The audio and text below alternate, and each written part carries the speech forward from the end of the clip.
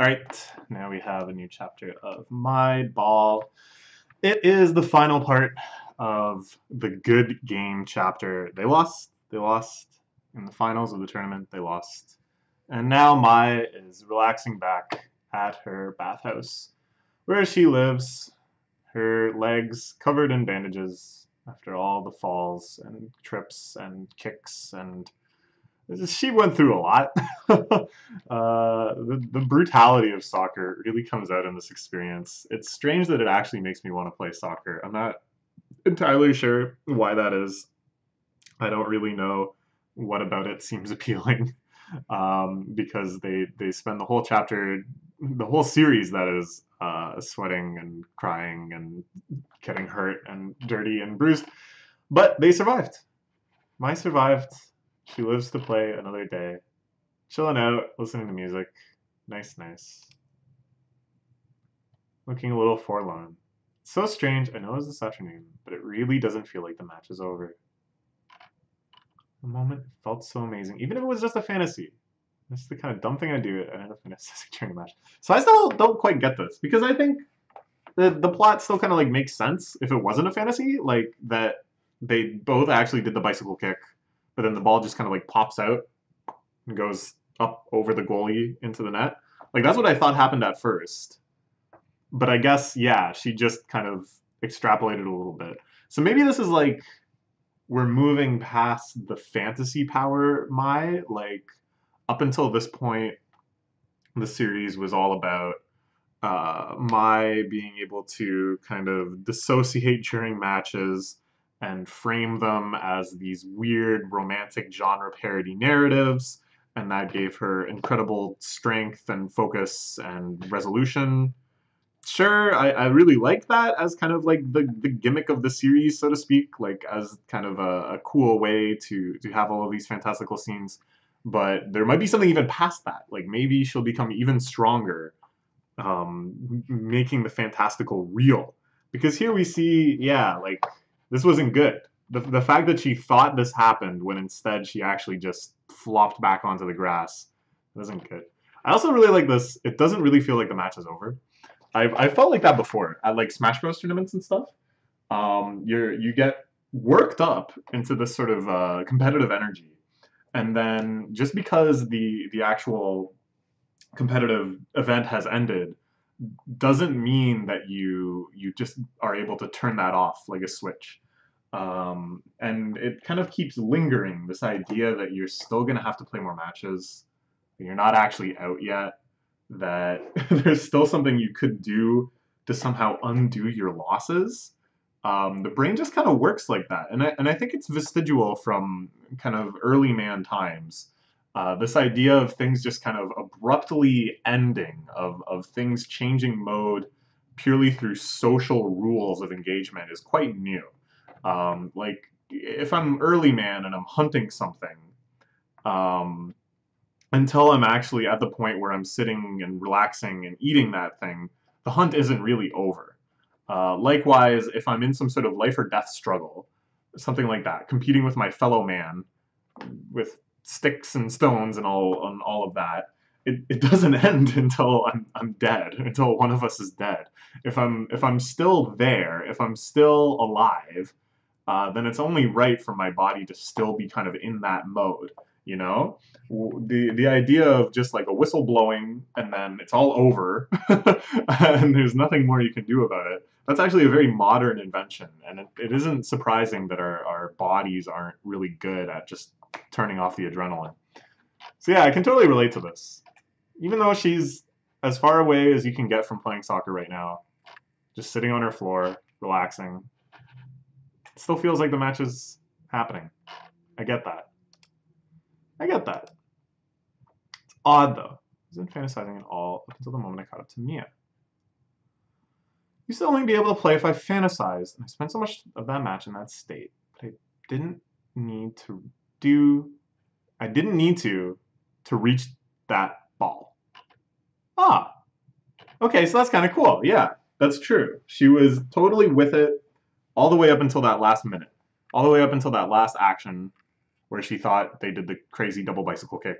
She was actually super engaged.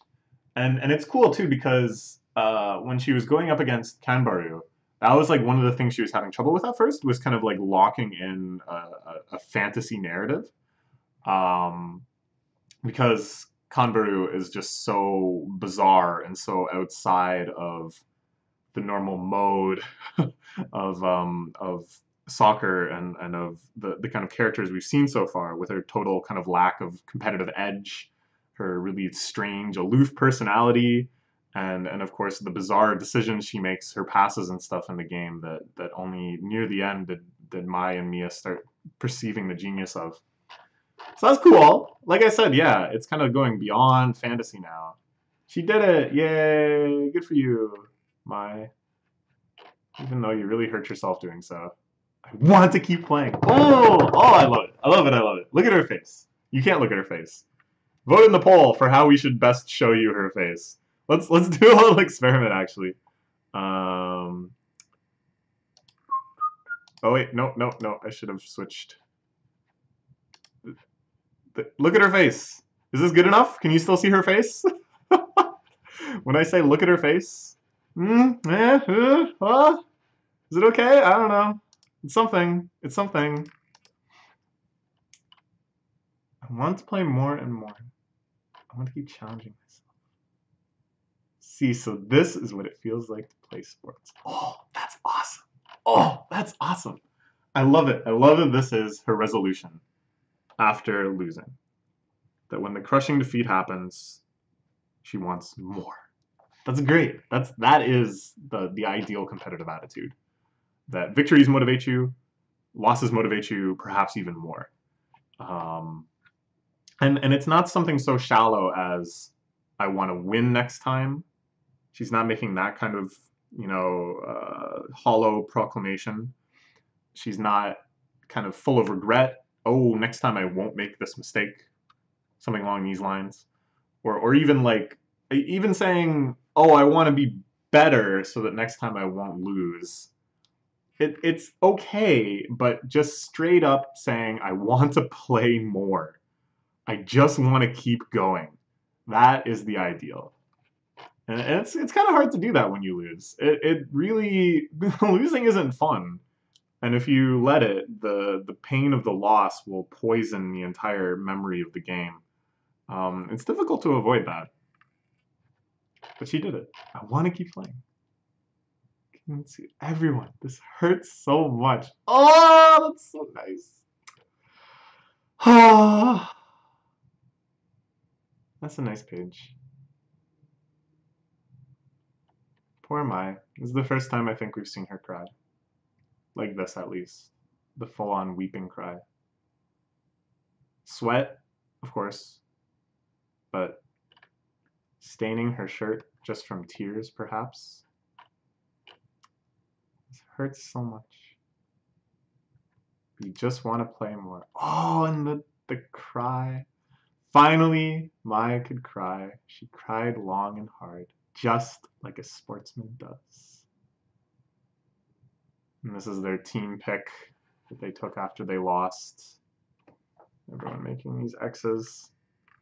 This is cool. You get to kind of see everyone's reaction to the loss. Everyone's faces and stuff. I like that muscle-obsessed nurse girl doesn't really seem that upset. She's always kind of had a really sort of experiential disposition towards the whole thing, but she got to see a lot of beautiful muscles, so it's okay.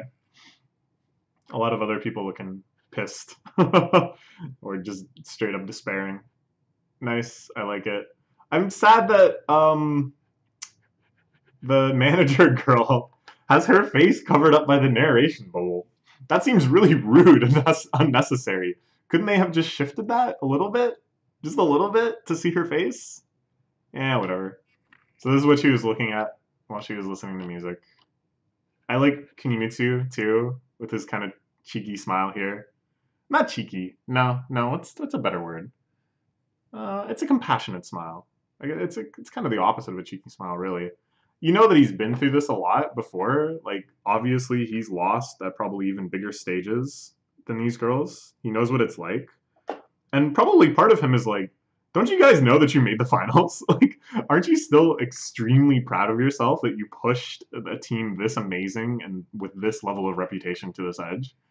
So I don't know.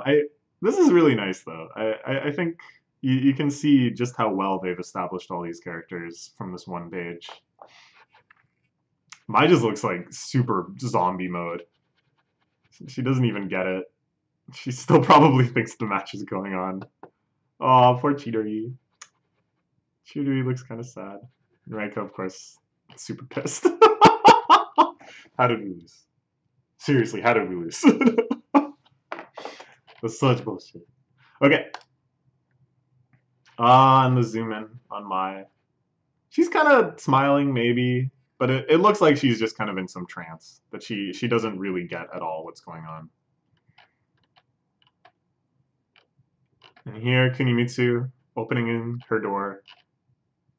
It's pretty hot today. Let's go. Gotta keep practicing. We're headed to the park. The first time the girls face defeat, now they must learn to overcome it. Next chapter, the final. What the hell? Why? What? Why? That's... No. No. I refuse to believe it. It's just going to change to like My Ball 2. Or like Our Ball. Or something like that. No. I'm mad. I won't stand for it. I will not stand for it. There's no reason to end it here. There's still so much potential. It's like Saki, you know? It's just one of those great series. You can just keep adding new girls and having them play soccer. You don't need to do anything more than that. And you can't tell me that this artist is tapped out of character designs. Like, no way. It feels like we were just seeing the outer edge of some next layer, you know? No, I deny it. No, I'm in denial. It's not ending. It's not ending. Right? Damn it, it better not end. Okay, well, I guess we'll find out. What the fuck? Why is it ending? It's so good. Man, I hoped it would just keep going, and eventually it would just kind of like somehow break into some other tier of popularity. Then we would get the anime, then we would get doujinshi, then we would get figures, some nendos maybe. No, this is just ending. Okay.